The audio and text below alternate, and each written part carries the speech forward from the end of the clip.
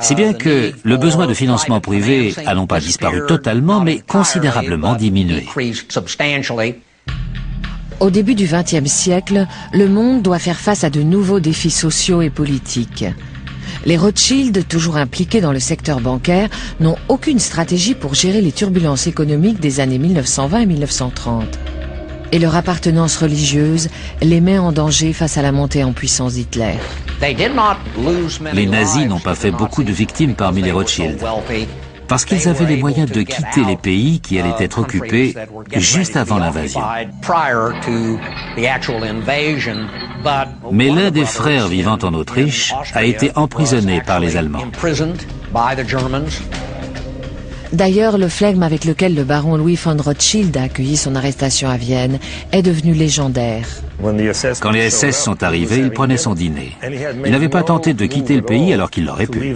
Il leur a dit « Mon chef cuisinier n'a pas encore terminé mon dessert. J'aimerais rester. »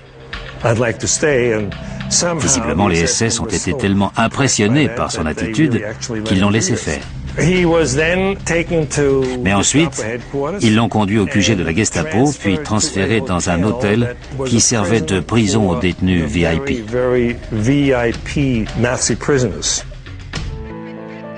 D'autres membres de la famille n'ont pas eu autant de chance. Bien qu'elle ne soit pas juive, Elisabeth, la femme de Philippe de Rothschild, est déportée dans un camp de concentration dont elle ne reviendra pas. Tandis que les Rothschild fuient les nazis, bon nombre de leurs biens abandonnés sur place sont tout simplement pillés. La Seconde Guerre mondiale a été un désastre. Bien sûr, tous leurs biens ont été confisqués par les Allemands, en France, en Autriche, en Hollande, en Belgique, sur tout le continent. Leurs magnifiques demeures et leurs collections d'œuvres d'art ont été pillées et tout a disparu. Après la guerre, les membres de la famille rentrent peu à peu chez eux. Beaucoup tentent de retrouver ce qui a été perdu. Les chevaux de course sont récupérés en Allemagne, de même que certaines œuvres d'art. La vie a repris son cours, mais bien sûr, l'extravagance d'avant n'est jamais revenue. Mais pour eux, tout a recommencé. Parallèlement, les Juifs d'Autriche avaient été totalement exterminés. Il n'y avait plus rien ni personne. Il semble bien que les Rothschild ne retrouveront jamais la place de choix qu'ils occupaient au XIXe siècle dans le monde de la banque. Mais pour autant, ils restent au premier plan, se tournant vers un autre secteur qu'ils vont révolutionner par leurs innovations et leur détermination.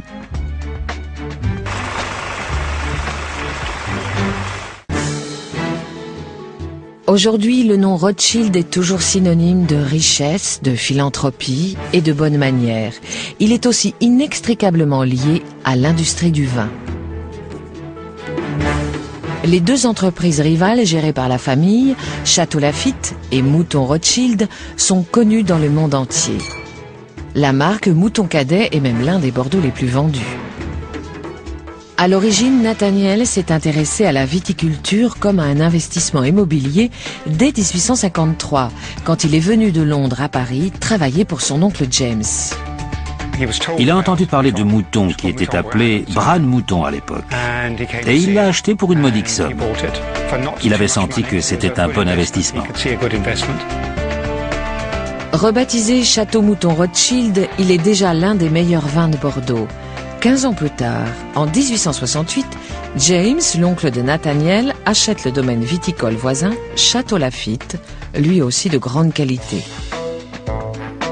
Le fait qu'il achète un vignoble plus grand juste à côté de Mouton a bien sûr créé une rivalité entre les deux branches de la famille.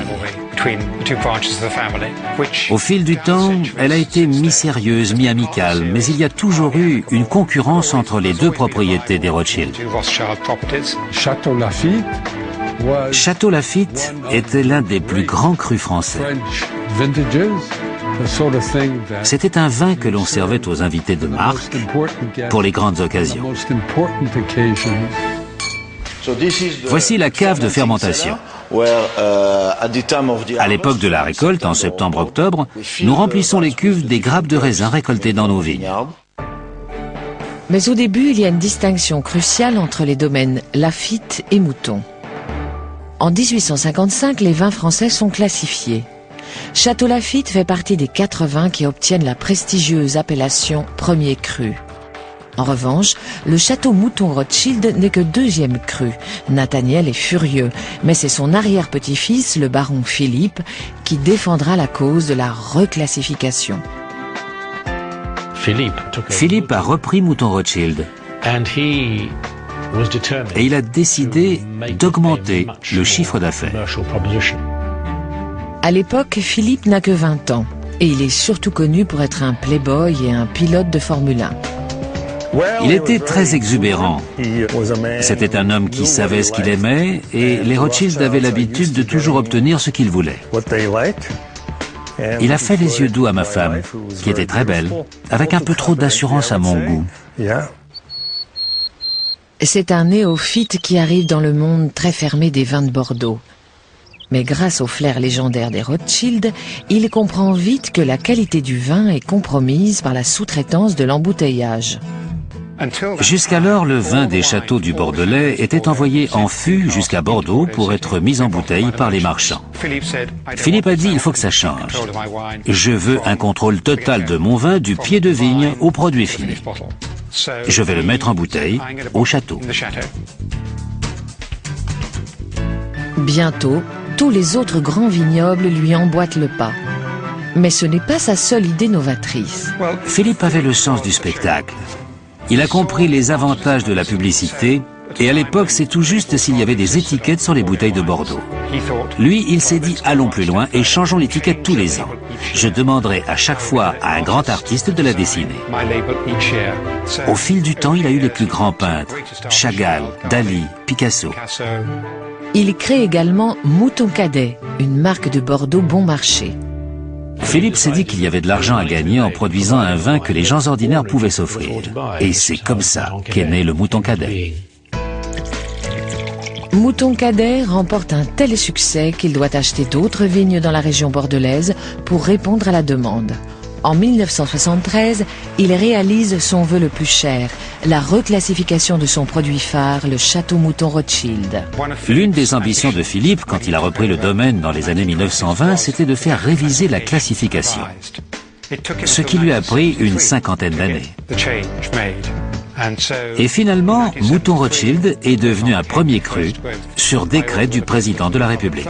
C'était la première fois qu'un changement de classification était accordé. Et je pense que ce sera la dernière. Seul un Rothschild pouvait l'obtenir.